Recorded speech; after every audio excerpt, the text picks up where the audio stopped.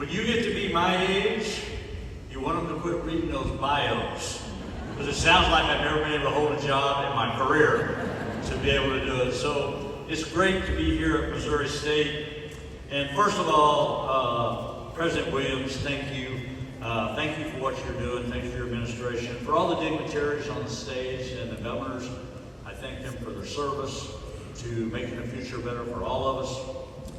And I especially want to thank all the family members that are here today. I've sat in those seats before when it was my daughter and my son-in-law and other members of our family. But I want to thank the families that are here supporting these, I start to say kids, these young adults, so you'll have to forgive me for that.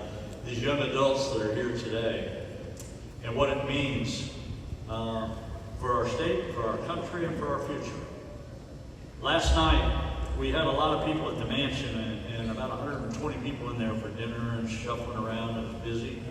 And I went upstairs late and I went over my remarks my staff had for me today to use those remarks to talk to you. And I sat up there kind of by myself and I thought, what does a 69-year-old man have in common with some very young people that are the age of my grandkids that are sitting in front of me? So I'm going to do my best to connect this today. There's one thing we have in common I will share with you. You're graduating today.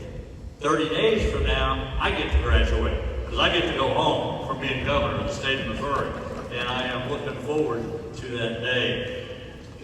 Yesterday, I was actually here in Springfield and Bass Pro was having a Christmas celebration for all their employees, and they had a lot of people in there, race car drivers, fishermen, Chris Jansen was there. I mean, just a lot of celebrities and everything. And me and the First Lady was here, and I want to share this story with you before I give my remarks today. But this little 4-year-old girl that had a plate of cookies. And she was handing out cookies, cute as she could be, kind of up there. She had no idea who the governor was, nor did she care who the governor was, to be right honest about it. But she was enjoying them cookies because she had cookies on her cheeks, on her teeth, and on her mouth. And Teresa, First Lady, kind of conned her into coming over here to see us. So she walks over there and she had one cookie left on the plate. And being a Gramps, I thought I would be kind of cute and ask for the last cookie, expecting her to say, no, that's mine, or to that extent. And I asked the little girl, I said, can I have a cookie?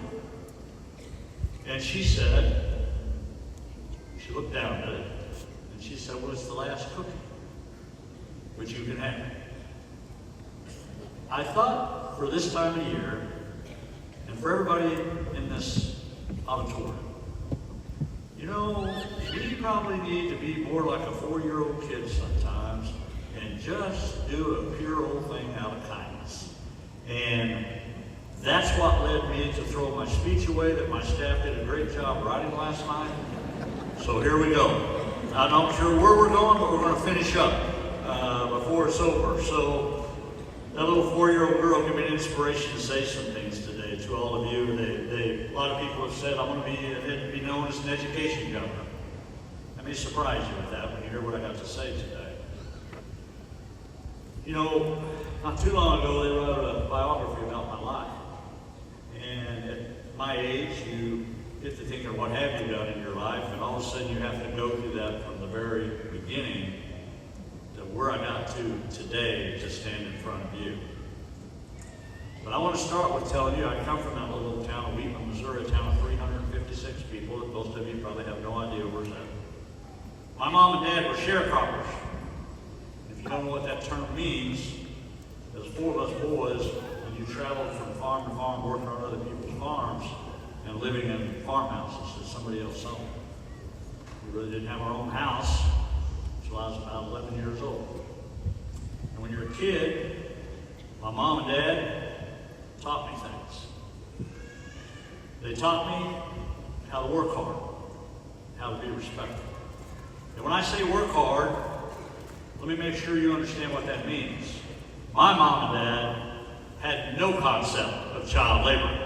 I can tell you that right now. Well, whatever the chore was, we're doing it. It didn't matter. When I grew up, they had me in church, they had me knowing what it's like to be a good neighbor, to be respectful to people. And that's kind of what I want to talk to you about today. They gave me a toolbox when I was very young. And I put things in that toolbox. And I really didn't even know I had a toolbox until later on. They put things in there like faith. They put things in there about work ethic. They put things in there about how to be a good neighbor. And then when I went to school, a bunch of teachers put a lot of things in that toolbox. My friends along the way, like your friends, put a lot of things in that toolbox. And then I went to high school, and I continued to put things in that toolbox. Different things people had taught me. Different things I would use later on in my life that I didn't know I was going to use later on in my life. And when I got out of school, coming from that little town, 17 years old, most of us back then, you didn't go to college. And I didn't go to college. That's why you don't know how humble I am to be up here with all the dignitaries behind me and all of you out there with a degree. I have a high school degree. Because when I turned 17, most of us expected to go to work. And that's just the way it was back then. Then I went to the United States Army, and I put some more things in that toolbox. And then I got married. I put some more things in that toolbox. And I had kids. And I had grandkids. And all through my life, I've been putting things in that toolbox. Sometimes I knew it, sometimes I didn't know it. And I think of you, and how you got to where you got to today. But I will assure you, you didn't get to those seats today by yourself. Guarantee you, you did not. It was what people did along the way to get you to this very special day. My old toolbox that I have, after being in public service, after being a sheriff, after owning my own business, after chasing cows around on the farm, my old toolbox, a little rusty.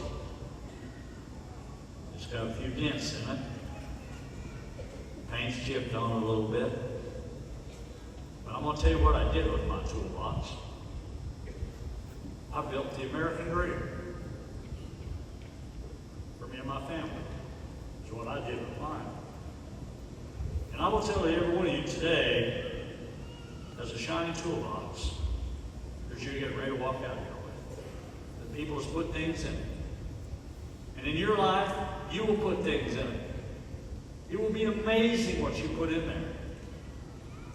And then today, when you leave here today, starting today, you're going to build your American dream. You're going to build what this country is based on. The American dream for everybody. Everybody along the way give you the tools to be successful. This university has prepared you for this moment. But long before the university, the school did. And before that, the parents did, the grandparents, and all the people that's been involved with it. So my message to all of you today is the American dream is alive and well. And you're getting ready to live it. And I can tell you, as a father, as a grandparent, and as a great-grandparent now, I look so forward to all of you going out there and changing the world, making it a better place, doing the things that you dream of doing, because you are the future, not me. I've lived the American dream we have. But I will tell you, I want all of you to get what me and my family has received through hard work, through respect, about treating people right, and always, always do what that little 4-year-old girl did. Put a little kindness in your toolbox. It'll go a long way in your lives. So with that, thank you for having me here today. It is an honor and privilege to be the 57th governor of the great state of Missouri. God bless you, God bless Missouri, and God bless the United States of America. Thank you all.